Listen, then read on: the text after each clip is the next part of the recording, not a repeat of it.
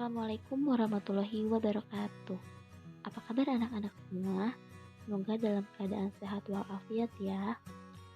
Tak lupa, ibu akan selalu mengingatkan untuk rajin melaksanakan sholat wajib dan sholat sunnah, dan juga meluangkan waktu untuk membaca Al-Quran setiap hari agar aktivitas yang kita jalani diridhoi dan diberkati oleh Allah Subhanahu wa Ta'ala. Alhamdulillah, pada pertemuan ke-15 ini kita dapat bertemu kembali pada mata pelajaran pendidikan agama Islam dan budi pekerti.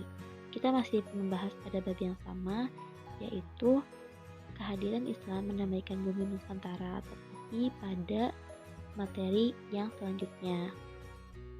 Pada materi minggu kemarin yang telah dijelaskan oleh Pak Ridwan, kita mempelajari alur perjalanan dakwah di Nusantara, dan sekarang akan mempelajari cara-cara dakwah di Nusantara.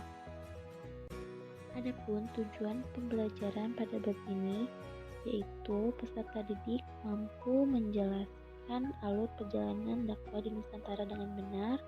Yang kedua, menunjukkan cara-cara dakwah di Nusantara dengan benar. Yang ketiga, menyebutkan kerajaan-kerajaan Islam di Nusantara dengan benar. Yang keempat, mengambil hikmah kehadiran Islam di Nusantara dengan benar. Dan yang terakhir, meneladani perilaku perjuangan tokoh-tokoh Islam dalam kehidupan sehari-hari. Adakah yang masih ingat berapakah teori yang dijelaskan pada alur perjalanan dakwah di Nusantara? Ya, ada 4. Yang pertama, teori Mekah, teori Gujarat, yang ketiga teori Persia, dan teori Cina. Nah, sekarang kita akan membahas cara-cara dakwah di Nusantara. Agama Islam berkembang dan tersebar di Indonesia dengan cara damai dan persuasif atau dengan cara mengajak. Nah, berkat siapa? Berkat kegigihan para ulama dalam menyebarkan agama Islam. Para ulama yang datang ke Indonesia tersebar mulai dari Pulau Sumatera, Jawa, Kalimantan, Nusa Tenggara, dan Maluku. Adapun cara para ulama menyebarkan Islam di Nusantara dengan cara-cara berikut ini. Sebetulnya terdapat banyak cara dalam dakwah Islam, tapi kita akan rangkum menjadi 7, yaitu yang pertama dengan cara perdagangan, yang kedua cara perkawinan, yang ketiga dengan cara pendidikan, yang keempat dengan cara hubungan sosial, yang kelima dengan cara kesenian, yang selanjutnya dengan cara politik, dan yang terakhir dengan cara tasawuf.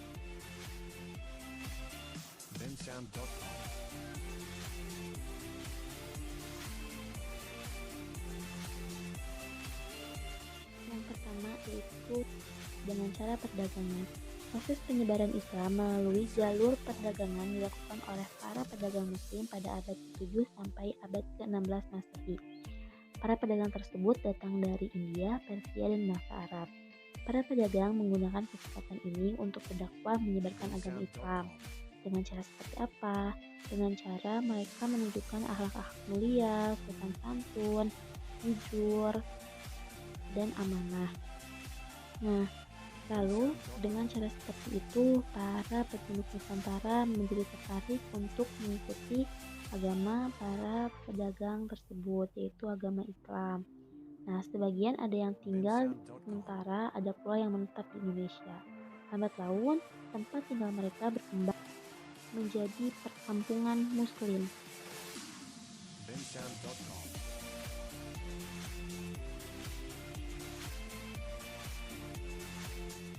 Yang selanjutnya yaitu cara perkawinan.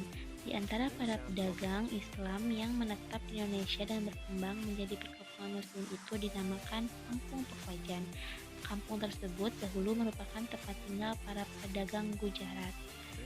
Koja artinya pedagang Gujarat. Sebagian dari pedagang ini menikah dengan wanita Indonesia, terutama para putri raja atau bangsawan. Karena pernikahan itulah maka banyak keluarga raja atau bangsawan masuk Islam. Itu jadi menyebarkannya dengan perkawinan.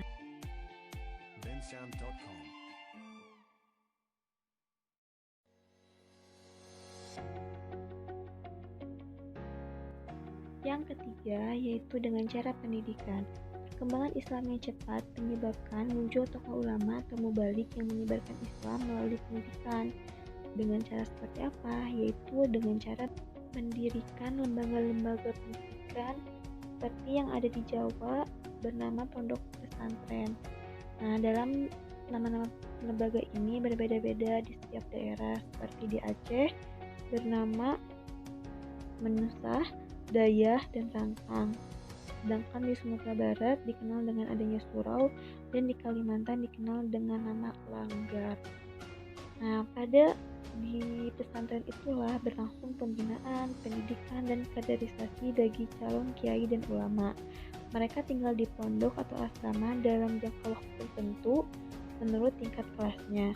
Nah, setelah selesai pendidikan tersebut, mereka pulang ke kampung halamannya untuk menyebarkan Islam. Melalui cara inilah Islam terus berkembang menyebar ke daerah-daerah yang terpencil.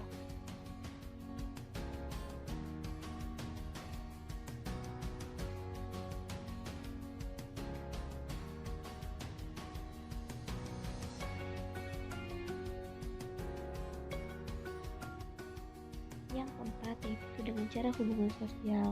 Para mubalik menyebarkan Islam di Nusantara pandai dalam menjalin hubungan dengan masyarakat. Mereka yang telah tinggal menetap di Nusantara aktif membaur dengan masyarakat melalui kegiatan-kegiatan sosial seperti silaturahmi, bekerjasama, dan gotong royong. Sikap mereka yang santun dan memiliki kebersihan jasmani dan rohani juga memiliki kepandaian yang tinggi serta dermawan yang membuat penduduk Nusantara tertarik dengan Islam. Nah, dari setiap silaturahmi atau gotong royong, para mubalik menyelipkan dakwah-dakwah seperti mengajarkan persamaan hak dan derajat bagi semua manusia, karena kemuliaan manusia tidak ditentukan oleh kastanya, melainkan karena ketakwaannya kepada Allah Subhanahu wa Ta'ala. Dan juga Islam mengajarkan umatnya untuk saling membantu, yang kaya membantu yang miskin, yang kuat membantu yang lemah, dan saling meringankan beban orang lain. Dengan demikian, ajaran Islam makin mudah diterima oleh penduduk Nusantara, yaitu dengan cara kesenian. Dengan cara kesenian ini, para mubalik atau para ulama tidak menghilangkan kebudayaan, tetapi mereka menggunakannya sebagai sarana menyebarkan agama Islam. Terdapat 5 cabang yang digunakan. Yang pertama yaitu seni wayang kulit. Cerita wayang kulit diambil dari kitab Mahabharata dan Ramayana. Nah, perubahan ini diadakan tetapi hanya sedikit, misalnya perubahan nama-nama tokoh pahlawan menjadi tokoh pahlawan Islam.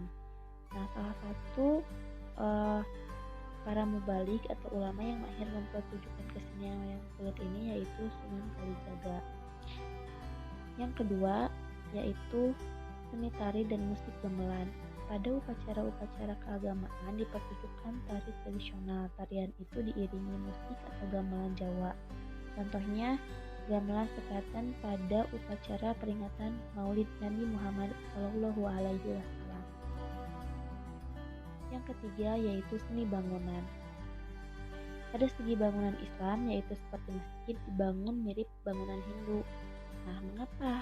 Karena para penyebar agama Islam berusaha menyesuaikan bangunan-bangunan Islam dengan bangunan Hindu. Tujuannya itu agar apa ya? Tujuannya agar tidak mengalami perubahan secara mendadak.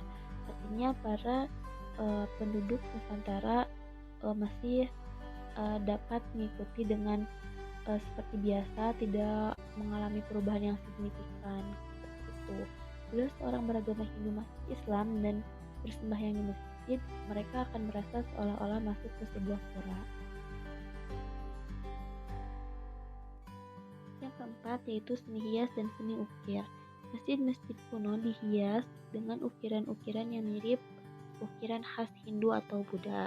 Motif tersebut dapat dilihat pada Masjid Agung Demak, Masjid Agung Pasepuhan di Cirebon, dan Masjid Agung Banten, juga Masjid Baitur Rahman di Aceh.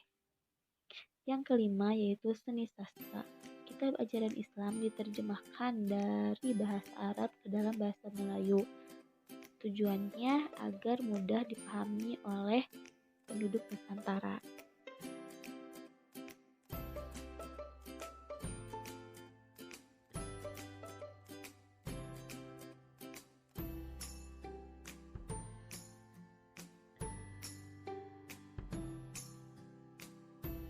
keenam yaitu dengan cara politik. Mengapa dengan cara politik?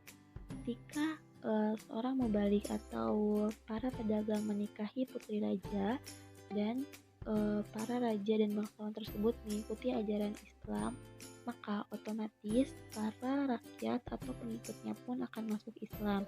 Karena di Indonesia seorang raja mempunyai kekuasaan dan pengaruh yang besar dan memegang peranan penting dalam proses masuknya Islam. Nah, jadi ketika rajanya masuk Islam, otomatis rakyatnya akan berbondong-bondong memeluk agama Islam.